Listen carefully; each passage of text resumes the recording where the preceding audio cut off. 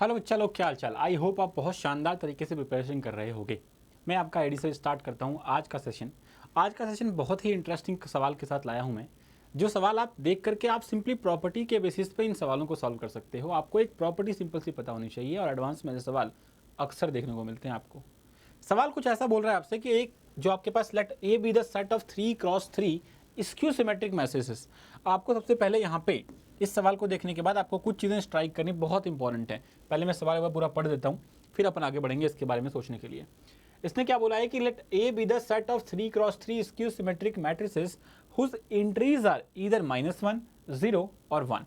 ठीक है, फिर इसने क्या बोला, if 3 are exactly 3 zeros, if there are exactly 3 zeros, 3 ones and 3 minus ones, then the number of such matrices is।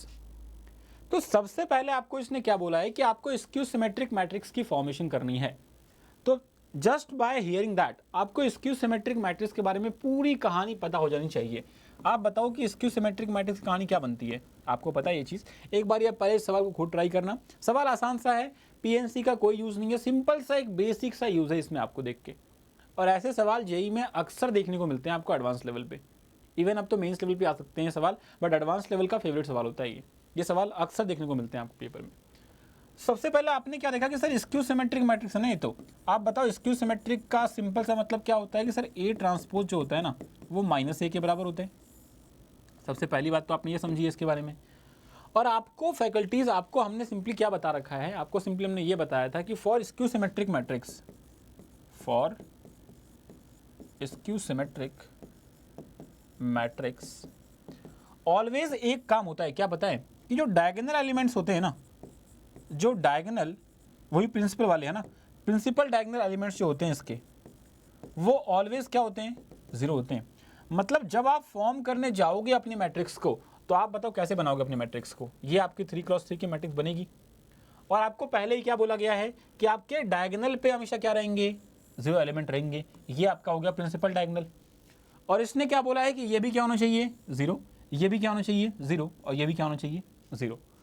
तो फर्स्ट थिंग तो आपके दिमाग में एक क्लिक करनी चाहिए कि जो इसने 3 0 की बात करी है ना, एग्जैक्टली 3 zeros, ये कहाँ पे आएंगे, ये ऑलवेज डायगोनल पे ही आएंगे। इसके लिए आपको कोई सिलेक्शन की नीड नहीं है क्योंकि 3 zeros आपको प्लॉट करने थे और तीनों कहाँ पे आएंगे, प्रिंसिपल डायगोनल में आएंगे। ये यहाँ पे फिक्स्ड होंगे तुम्हारे साथ।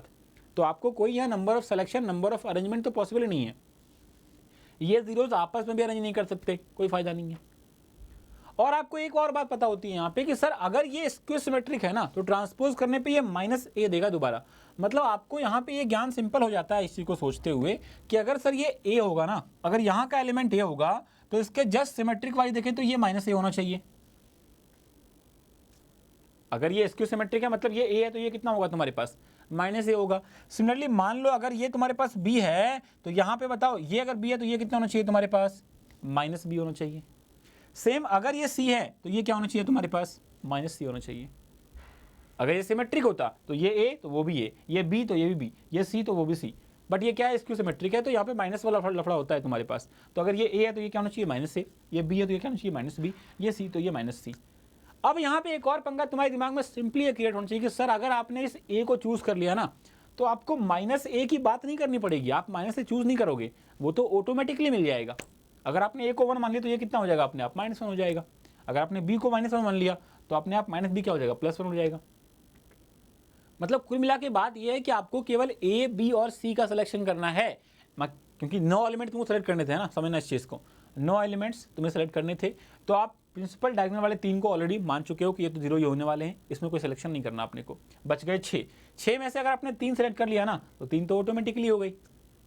क्लियर है बात, अच्छे समझ में आ रही है बात मेरी, है ना। तो मतलब आपको 3 चीज़ों के लिए एलिमेंट्स को सेलेक्ट करना है, a, b और c की बात करनी है, बाकी तो ये तो आपको अपने आप मिल जाएंगे। तो आप बताओ कि हर एक के पास कितने कितने ऑप्शंस हैं। आपको -1, 0 या 1 से बनाना था और बाकी 3 0 तुम्हारे पास आ गए ऑलरेडी, तो 0 तो आप सेलेक्ट होगा नहीं दोबारा तुम्हारे पास से। तो बच्चे कितने, हर एक एलिमेंट a, b और c के पास कितने कितने ऑप्शंस हैं, 2 ऑप्शंस हैं, -1 या फिर 1। मतलब आप बताओ कि a के पास भी कितने ऑप्शंस हैं, ऑप्शंस फॉर a कितने हैं भैया, ऑप्शंस फॉर a कितना है, 2। ऑप्शंस फॉर b भी कितना है, 2 ही है। और ऑप्शंस फॉर c भी कितना है, 2 ही है। और आपको तीनों को एक साथ सेलेक्ट करना है। ध्यान रखना क्या बोल रहा हूँ मैं, बच्चे यहाँ भी गलती करते हैं आकर के, इसे प्लस कर दें कि मल्टीप्लाई कर दें। आपको तीनों को एक साथ सेलेक्ट करना है। मतलब बेसिक रूल क्या बोलता है इसका कि रूल ऑफ मल्टीप्लिकेशन यहाँ पे काम करने वाला है, समेशन क्यों नहीं, क्योंकि किसी एक के काम करने से आपका काम पूरा नहीं होने वाला। आपको ए बी और सी तीनों की प्लॉटिंग सिमल्टेनियसली करनी पड़ेगी। दैट्स वाई आप यहाँ पे मल्टीप्लिकेशन रूल लगाओगे और आंसर होगा 2 इंटू 2 इंटू 2 बोले तो 8। आसान सवाल था, समझ में आना इंपॉर्टेंट है आपको इस सवालों को कि आप कैसे सोचते हो इस सवालों के बारे में। तो आंसर क्या हो गया इस केस में आपका, सिंपली 8 आ गया आपका इस केस में आंसर। क्लियर है क्या? आई थिंक ये पोर्शन आपको अच्छे से क्लियर होगा। पीएनसी का एक बहुत ही बेसिक यूज है इसमें, नंबर ऑफ मैट्रिसेस वाले टॉपिक में, और आप आराम से इसको क्लियर कर सकते हो।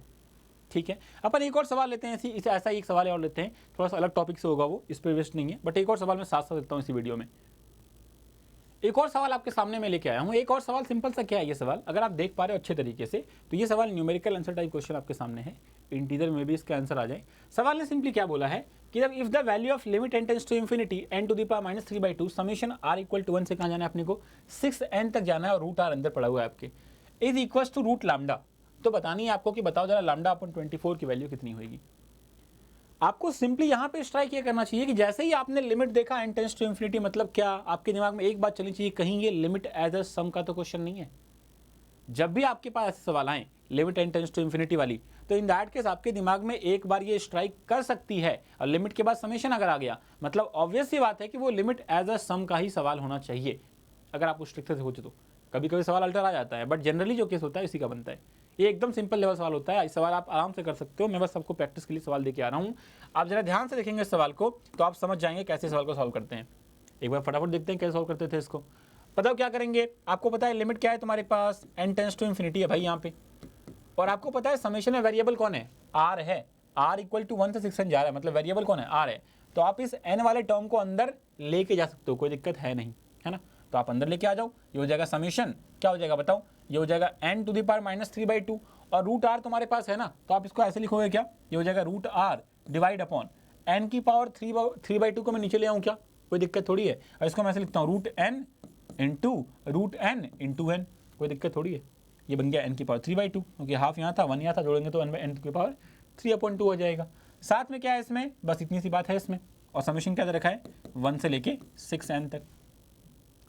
अब आपको यहाँ पे समझना क्या होता है कि आपको फंक्शन फॉर्म करना होता है r/n का, साथ में आपको 1/n भी चाहिए होता है, जो आपके इस केस में आई थिंक आपने डायरेक्टली देख लिया होगा। ये हो जाएगा limit n tends to infinity summation r equal to 1 से लेकर 6n तक, साथ में क्या है बताओ, ये हो जाएगा square root of r/n into 1/n। आपने देख लिया कि आपका फंक्शन भी फॉर्म हो गया r/n का, और साथ में 1/n भी आ गया। तो बस limit as a sum apply करने का बोलता क्या है ये, तो आपको याद होगा कि आप लिमिट को किससे रिप्लेस करो, इस पूरे टर्म को किससे रिप्लेस कर दो, आप इस पूरे टर्म को रिप्लेस कर दो आप किससे, इंटीग्रेशन से। और इंटीग्रेशन का लिमिट क्या आएगा, लिमिट क्या बताओ, लिमिट सिंपली क्या, अगर ध्यान से याद रखो तो लिमिट हो जाएगा r/n का, लिमिट r/n, जहां पे n टेंड्स टू क्या होगा इंफिनिटी, और आपको बताओ r क्या दे रहा है स्टार्टिंग में, लोअर लिमिट क्या होगी, r इक्वल टू 1 है, मतलब 1/n का लिमिट निकालना पड़ेगा n टेंड्स टू इंफिनिटी में, कितना आएगा वो 0 आएगा। तो लोअर लिमिट क्या आ गई इसकी, 0 आ गई। फिर अपर लिमिट कैसे निकालोगे, r जा कहाँ तक रहा है 6n तक, तो क्या बोलोगे r/n, मतलब 6n/n का limit n tends to infinity में, तो 6 आ जाएगा सिंपल वो लिमिट। तो अपर लिमिट क्या आ गई इसकी 6 आ गई। आगे बढ़ो तो r/n को किससे रिप्लेस करना होता है बताओ, x से, ये बन जाएगा रूट x। 1/n को किससे रिप्लेस करना होता है dx से, तो ये तुम्हारा आंसर आ जाएगा यहाँ से। बाकी आपको आता है कितना बन जाएगा बताओ, ये बन जाएगा x 3/2 और लिमिट कहाँ से कहाँ तक है 0 से लेकर के 6 तक। तो आप बताओ क्या हो जाएगा, ये हो जाएगा 2/3 बाहर कर लेते हैं, पहले आ जाएगा 6 की पावर 3/2, तो 6 की पावर 3/2 माइनस ये हो जाएगा सिंपली 0। क्लियर है क्या, है ना। तो आप बताओ फाइनली क्या बोलोगे, 6 की पावर 3/2 का मतलब क्या, ये हो जाएगा तुम्हारा देख लेते हैं 2/3 इंटू 6 की पावर 3/2 का मतलब क्या, एक हो जाएगा तुम्हारे पास 6√6 बोल सकते हो, इसको ऐसे ही बोल देते हैं, ये हो जाएगा तुम्हारे पास 6√6 है ना जी।